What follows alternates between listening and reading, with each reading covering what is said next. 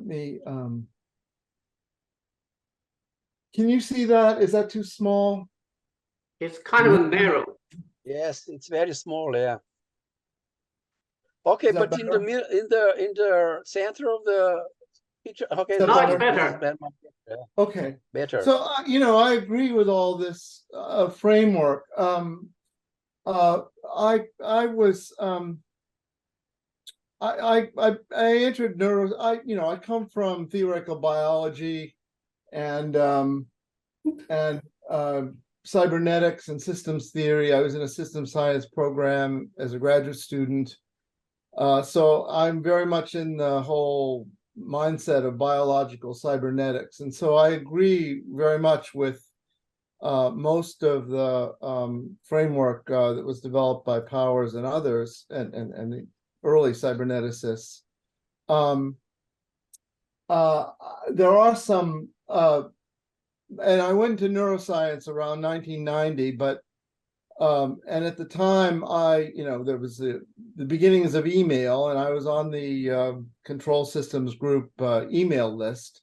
So I was privy to a lot of the conversations, and I took part in some of them as I was learning neuroscience and beginning to study neural coding in the auditory nerve. And so, there is a whole literature and connection between cybernetics and neuroscience. It was heavily influenced by both psychology and neuroscience in the very beginning. Here are some of the books that were written, but there are, of course, many articles. And some of these presage the Macy conferences and Wiener's book and all that. They all, as we said last time, animals have nervous systems in order to choose and coordinate actions, mostly for external behavior, the regulation of external behavior, but they also have autonomic systems that regulate their homeostasis in internal organs. And you have these percept action loops. And behavior, though, is not just a matter of reacting to the perceived state of the world. It also is contingent on the goals, which was Powers' point, and how well they're being satisfied at any given point. So percept action systems are purposive systems because they are goal-driven, but they're also mnemonic systems. They have memory of past experiences that also influence what goals are pursued at any given time. And they're adaptive systems in that they adjust their control. And so, a fuller percept coordination action loop would include goals and evaluations of how well those goals are being satisfied, and then the steering of the system, the steering of action, so that the goals are better achieved. And of course, there's a whole hierarchy of goals. There are goal competitions in the prefrontal cortex. There are areas where if you disrupt them, people have great difficulties making decisions about different preferences of things, which goals to pursue at any one time. And I highly recommend The Brain with David Eagleman, because there's an example there. It was a PBS series in 2015. There's an example there of where a woman who was an engineer got into a motorcycle accident and damaged her orbitofrontal areas of the prefrontal cortex, and she couldn't decide at the grocery store what food to buy. Even the most trivial sort of life decisions and preferences she couldn't make. And these goals are defeasible. There's a competition between goals, and which goal, and it's a winner take all. Basically, eventually, the set of goals that predominate and win that competition are the ones that guide behavior. I came across recently a very good paper from 2006 on the history of cybernetics and vis-a-vis artificial intelligence. And it talks about Craik's early percept action models in the 40s, and also McCulloch and others, system of embodied situated action, and these are very similar in many ways to powers. These are all of the same. They're all of the same family. You know, and of course, there's an autonomic nervous system and a voluntary nervous system. The autonomic being devoted to internal regulation, and the somatic system mostly involved in externalized action. And we talked about basic functions of brains. So I've been trying for decades now to understand how the brain works as an informational system.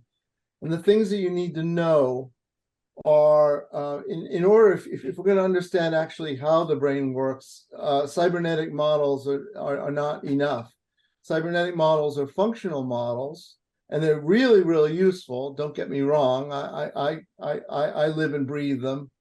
But we also need to know details about the system. You know, we need to know what are the signals of the system, what is the hardware that implements all the signals and operations, what kinds of information processing operations are available to the system, what kinds of informational functions does it carry out, what can it detect, classify, recognize, decide on, and these are psychological functions, basically the mental functions.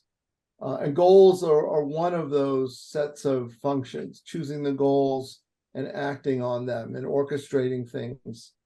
And finally, as we talked last time, phenomenal states, you know, how do all these things mediate what we experience directly, subjectively? And so this is another basic outline of that. There are different kinds of models that we have. You know, there are physical, dynamical models that try to predict what neural populations are going to do or what individual neurons are going to do. There are functional models that try to predict, given the behavior of the system components, what kinds of functions the system can carry out, like, you know, whether a bee can detect, you know, a triangle versus a square. And then there are neural phenomenological mappings where you have to where you're trying to predict what experience will be generated when the system is in a certain state. So you know, in terms of Bill Powers' framework, let's say, you know, it's fine. It's good as a starting point, as a framework for thinking about brains. I think it's the most useful framework. Cybernetics, I agree. Cybernetics is about purposive systems. And we need to recover that centrality of purpose and goals in our AI, in all of our technological thinking, and all of our biological thinking. But that does not by itself get you to understanding how brains work. You need to know the details of a system, you know. So as a system scientist, I'm all about generalities and general principles, but you also need to know some domain-specific knowledge. And so that's the place where we find ourselves. So we can look in the brain for places where there are goal-directed, goal competitions, and how those goals translate into specific patterns of action. And people are doing that. And we talked a bit about, you know, the different areas of the different kinds of structures there are and what they do vis-a-vis goals and the realization of those goals. I agree. The brain is nothing if not a set of loops. And this is in that second McCulloch diagram in that paper. So we can think about these process loops. This is a cartoon, but process loops in which that are interacting that generate the behavior of the system vis-a-vis its environment and also vis-a-vis its internal milieu. And Hebb and others also thought in terms of these reverberating circuits and signals within those circuits. So I'm not going to get into this today, but basically I think that the brain could be, there could be models of the brain based on time codes and timing nets. And there's a great power in temporal codes as opposed to the conventional wisdom that it's all in the average firing rates of neurons. So that's the basis of the connectionist networks. But if you have time codes in which the pattern of spikes, not just the rate of the spikes, matters, and we see this, in the auditory nerve, certainly in other parts of the system, then and also not just in the auditory system where I work, but also in the visual system, you have spiking patterns that follow the luminance changes. So what I'm trying to work on, what I'm working on, is a model in which you have the signals are the main action. It's not the meat, it's the motion. It's the signals, and the signals can interact with each other in these reverberating loops.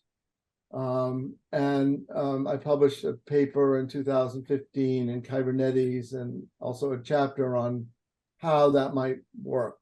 So if we think about time in the brain, we reinterpret what various canonical neural structures are doing, rather than rate integrating systems and patterns across neurons.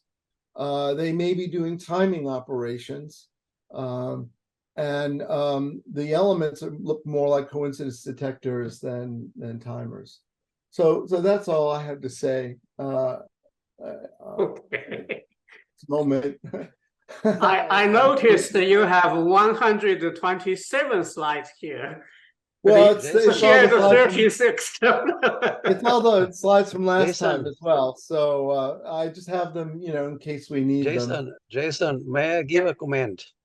Yeah. Now, when I was talking to Maturana and Powers, they saw the basic problem in psychology or neuroscience or whatever was experimental ground for the input and output system.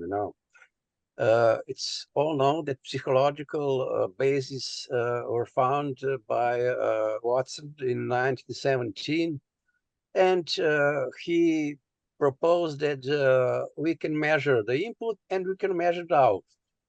So we get a science. But what kind of science is that? Because if you measure the input and you measure the output and you try to imagine what is inside what you will get. Thousands of theories.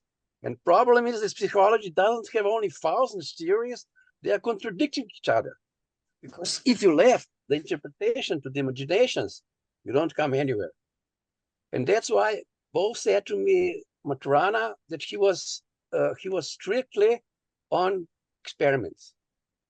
What experiments show, then we will know what is happening. Or Powers, he was experimental psychologist. Okay. So I understand your distinction between science and the non-science is the No, no, experimentation. I'm just telling you what he told me about psychology and sciences which are based the knowledge on input and output. But when you Well, start, they both agree that you have to start with experimenting, or you have to look inside the black box, what is happening there.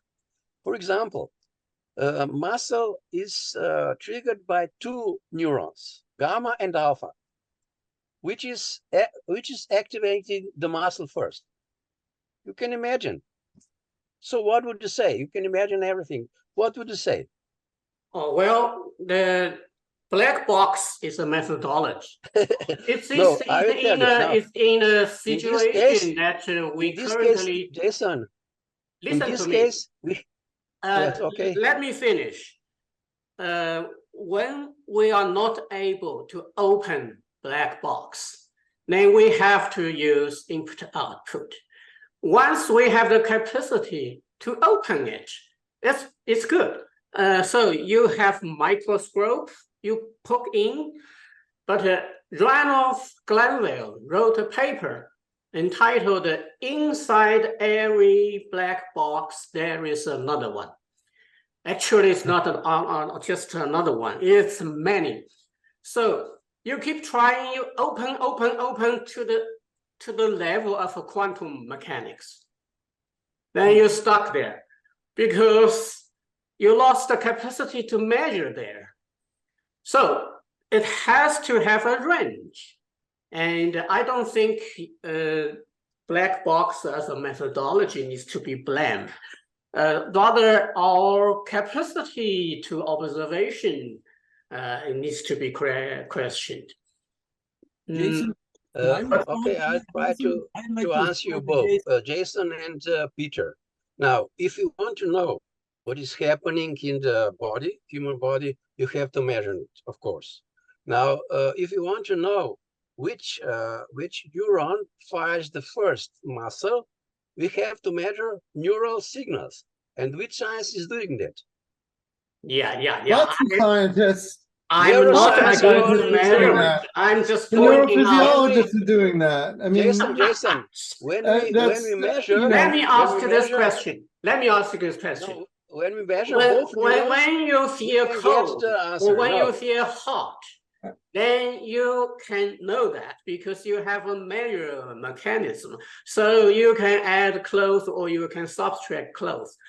But how do you know your blood sugar is right? So you have to use a doctor, right? Doctor is Yes. external of your brain. Right.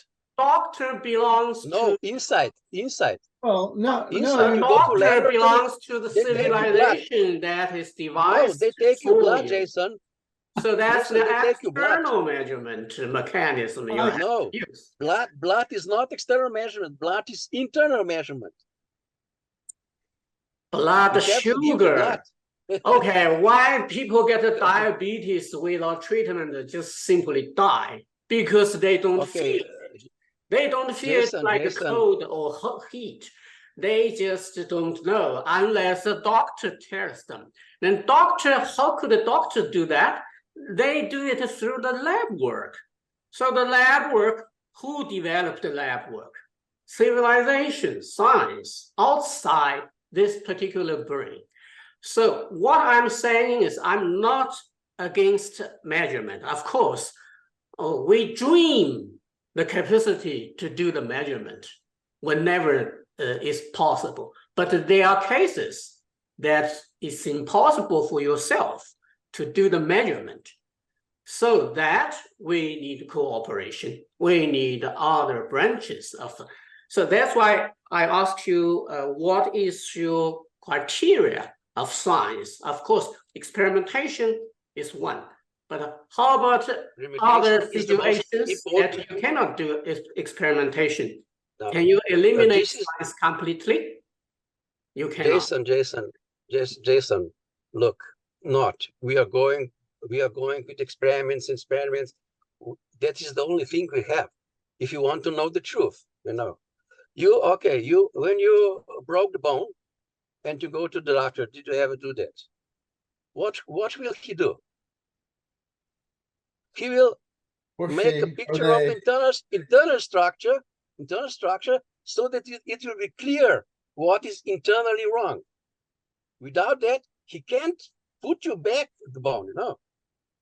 With biological laboratory, you get the whole blood and the whole elements of your physiological variables. If something is missing, or if you have too much sugar, no, you know the treatment. You'll have to change your way of life, but it's eternal. That was the main point. What Rana and Pars wanted to say to me. It's enough of imagination and concluding what could be between input and output. We have to go inside and see what is inside. I will tell you how you measure the gamma and alpha neuron. When you make a signal, so that the neuron complex will activate, you will see that you have to put electrodes on neurons. You know, that's neurophysiology, what's doing. And he puts the electrodes on the afferent of alpha neuron, on the afferent of alpha neuron, and the afferent on gamma neuron, and they put the electrode on so that it's measuring the current which is going through this afferent and afferents, you know, inside the body. Understand now what is happening. So when you make a signal, which signal will appear first? That is the experiment. That is the real experiment, which will show exactly which neuron fires the first and how feedback is affecting another action. Okay, now which fired the first? Can you guess which fired the first? Peter. Well, the efferent neuron is going to fire first. These are you're talking about the no. If you, it's a gamma and alpha neuron. Of the spinal cord. Peter, it's gamma and alpha neuron. Which will fire the first? The efferent will fire first and activate the muscle. No, efferent, both. And gamma and alpha neuron is efferents and afferents. It's not the afferent will fire after the muscle. Gamma and alpha. You have gamma and alpha. Which? Okay. We look. Okay. So there are. I will show you the experiment, and then you will see which will fire the first. But you have to go to inside, and that's what cybernetics discovered. That you have to measure inside impulses. You know, inside, not imagining what. Yes, of course. It's good. Hey, it's good, Peter, that you made so many theories here. Here are so many theories. I'm confused which are right or not right. Well, no. I actually think that neuroscience has a dearth. If you show Peter, if you show the evidence, we don't have okay, stop, please. Can I speak for just a second? We have passed the time a lot.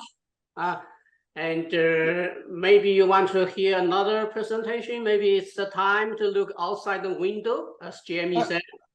I just want to make one point, though.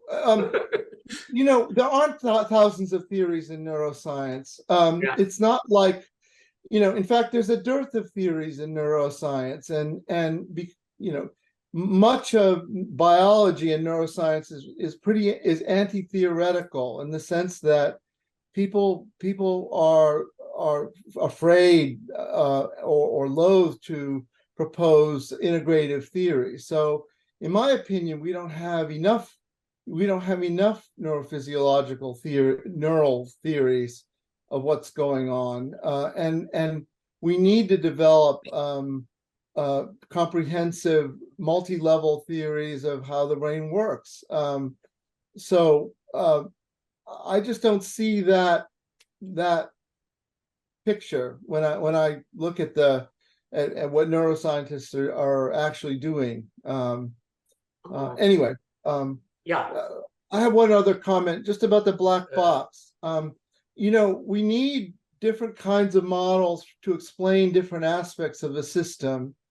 And the thing is that if you have a very detailed model, let's say down to the molecular level or quantum level even, you're not going to understand how the system works on a functional basis. So what I was trying to say in that figure that's up is that functional models are qualitatively different from low-level biophysical models. The low-level biophysical models tell you how the parts work, but they don't tell you what kinds of relations have to be in place in order to carry out some function.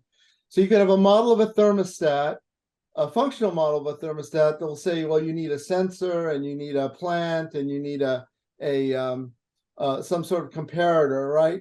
But that's not going to tell you what the details of the sensor are, what the nature of the sensor are, or the signals of the system, or how the comparator works. So you need both of those, and those are complementary descriptions that you need for a full explanation. The low-level descriptions aren't going to get you the engineering principles that you want to know about the system.